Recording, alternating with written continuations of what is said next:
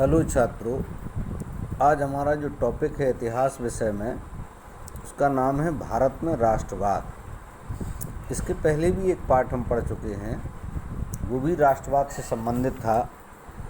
अंतर दोनों में ये है कि वो यूरोप में राष्ट्रवाद था और ये भारत में राष्ट्रवाद है। तो राष्ट्रवाद दोनों जगह हम देखें कि राष्ट्रवाद का मतलब हमने पहले भी समझाया आपको, और अभी भी आप देखें कि राष्ट्रवाद का मतलब है राष्ट्र के प्रति हमारी सोच सकारात्मक हो, हम देश के बारे में सोचें, ऐसी हमारी सोच हो। उदाहरण के लिए हम आपको बताते कि हमारी भारत की क्रिकेट टीम खेलती है, हम मैच देखते हैं और उसमें जो जीत की आशा करते वो क्या करते हैं कि हमारे देश के खिलाड़ी ही जीते हैं, जबकि हम उन खिलाड़ियों से कभी मिले नहीं, कभी परिचित नहीं हैं, फिर भी हम उनकी जीत की आशा करते। तो सिर्फ क्या है, यही राष्ट्रवाद है। अर्थात हमारे मन में ये भावना रहती कि ये हमारे देश के खिलाड़ी, हमारे देश की टीम है और यही जीतना चाहिए। इसी को हम राष्ट्रवाद। तो अब हम आते अपने यहाँ के टॉपिक पर कि भारत में राष्ट्रवाद कैसे आया। तो देखें कि यूरोप में जो आधुनिक राष्ट्रवाद के साथ ही वहाँ राष्ट्र राज्यों का भी उदय हुआ। राष्ट्र राज्य माने जो नए नए राज्य बने थे, उनमें राष्ट्रीय भावना पैदा हुई थी, तब उन नए राज्यों का निर्माण हुआ था। जो अभी तक राज्य बिखरे हुए थे, उन्हें भाषा के नाम पर, क्षेत्र के नाम पर इकट्ठा किया गया, तब जाकर के राष्ट्रीय राज्यों का उदय हुआ। इससे अपने बारे में लोगों को समझ बदलने लगी।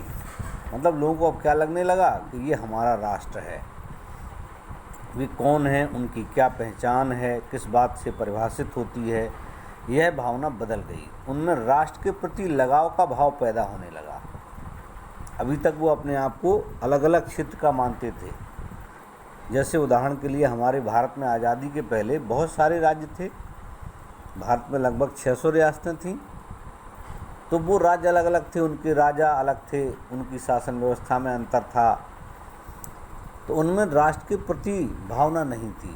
सेम स्थिति हमारे यहाँ भी थी और वहाँ भी थी। तो अब जब राष्ट्रवाद की भावना आ गई तो उनमें राष्ट्र के प्रति लगाव का भाव पैदा होने लगा। नए प्रतीकों और चिन्हों ने, नए गीतों और विचारों ने नए संपर्क स्थापित किए।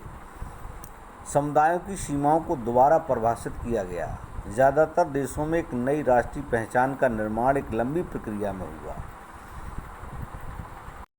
जहाँ तक हम भारत की बात करें तो भारत में राष्ट्रवाद कैसे आया, इसकी एक लंबी कहानी है कि भारत में जो आधुनिक राष्ट्रवाद के उदय की परिघटना उपनिवेशवाद विरोधी आंदोलन के साथ गहरे तौर पर जुड़ी है। मतलब ये कि हमारे देश में जो अंग्रेजी शासन स्थापित था, उसके खिलाफ जो आंदोलन चलाए गए, उससे भारत के लोगों में राष्ट्रवाद की भावना पैदा हुई। औपनिवेशिक शासकों के खिलाफ जो संघर्ष के दौरान लोग आपसी एकता को पहचानने लगे, उत्पीड़न और दमन के साझा भाव ने विभिन्न समूहों को एक दूसरे से बांध दिया, लेकिन हर वर्ग और समूह पर उपनिवेशवाद का असर एक जैसा नहीं था। उनके अनुभव भी अलग अलग थे और स्वतंत्रता के मायने भी अलग थे। जैसे हमारे यहाँ एक वर्ग राजाओं का था, एक वर्ग आम जनता का था। तो जो राजाओं का वर्ग था वो नहीं चाहता था कि भारत अंग्रेज़ों से आज़ाद हो, क्योंकि उन्हें संरक्षण मिला हुआ था। जबकि आम आदमी और भारतीय जो नेता थे वो चाहते थे कि भारत को आज़ादी मिले। तो कहने का तात्पर्य है कि जो हम कह रहे थे ना कि उपनिवेशवाद का असर अलग अलग था, तो बिल्कुल सही है कि अलग अलग लोगों के मायने अलग अलग थे उसके। महात्मा गांधी के नेतृत्व में कांग्रेस ने समूह को इकट्ठा करके एक विशाल आंदोलन खड़ा किया, परंतु उस एकता में टकराव के बिंदु भी निहित थे। हम यहाँ राष्ट्रीय आंदोलन को आगे बढ़ाने में, राष्ट्रवाद के उदय में जिन आंदोलनों ने भूमिका निभाई वो हैं असहयोग आंदोलन, सविनय अवज्ञा आंदोलन। इनके बारे में हम यहाँ चर्चा करेंगे और देखेंगे कि कांग्रेस ने राष्ट्रीय आंदोलन को विकसित करने के लिए किस तरह के प्रयास किए। इस आंदोलन में विभिन्न सामाजिक समूहों ने किस तरह हिस्सा लिया और किस तरह राष्ट्रवाद ने लोगों की कल्पना को नई उड़ान। हम देखें, यहाँ हमारा हेडिंग है इन आंदोलनों को कैसे आगे बढ़ाया गया। तो पहला विश्व युद्ध, एक खिलाफत आंदोलन चला, फिर असहयोग आंदोलन चला। 1919 के बाद से कई सालों में हम देखते कि राष्ट्रीय आंदोलन नए इलाकों तक फैल गया, माने जहाँ इसके बारे में कहीं कोई चेतना नहीं थी, अब ये आंदोलन गांव-गांव तक पहुँच गया। नए नए लोग इसमें जुड़ गए, बहुत सारे सामाजिक समूह इसमें शामिल हो गए, संघर्ष की नई पद्धतियाँ सामने आईं। उनकी सबसे पहली बात थी कि एक विश्व युद्ध जो हुआ उसने एक नई आर्थिक राजनीतिक स्थिति पैदा कर दी। इसके कारण क्या हुआ कि रक्षा व्यय में भारी इजाफा हुआ, माने जब लड़ाई लड़ोगे तो निश्चित है कि सेना पर खर्च होगा, और इस खर्चे की भरपाई करने के लिए युद्ध के नाम पर कुछ कर्जे लिए गए, करों में वृद्धि की गई, सीमा शुल्क बढ़ा दिया गया, आयकर शुरू कर दिया गया। युद्ध के दौरान कीमतें तेज़ी से बढ़ रही थी।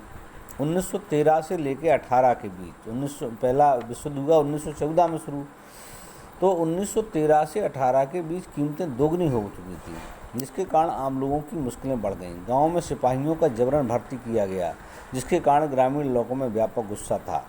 1918, 1920, 21 में देश में बहुत सारे हिस्सों में फसल खराब हो गई, जिसके कारण खाद्य पदार्थों का भारी अभाव पैदा हो गया। उसी समय फ्लू की महामारी भी फैल गई। 1981 की जनगणना के मुताबिक दुर्भिक्ष माने महामारी और अकाल के कारण 120 से लेकर 130 लाख लोग मारे गए। लोगों को उम्मीद थी कि युद्ध खत्म होने के बाद उनकी मुसीबतें कम हो जाएंगी, लेकिन ऐसा नहीं हुआ। इसी समय एक नया नेता सामने आया और उसने संघर्षों का एक नया ढंग और नया तरीका पेश किया।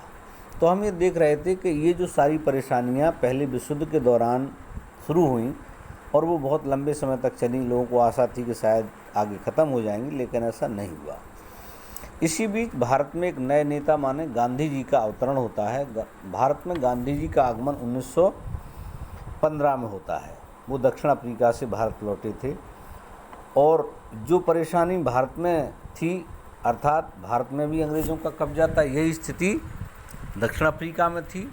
वहाँ के शासन पर भी अंग्रेज़ी साम्राज्य का कब्जा था और वो अपने तरीके से वहाँ का शासन चलवाते थे।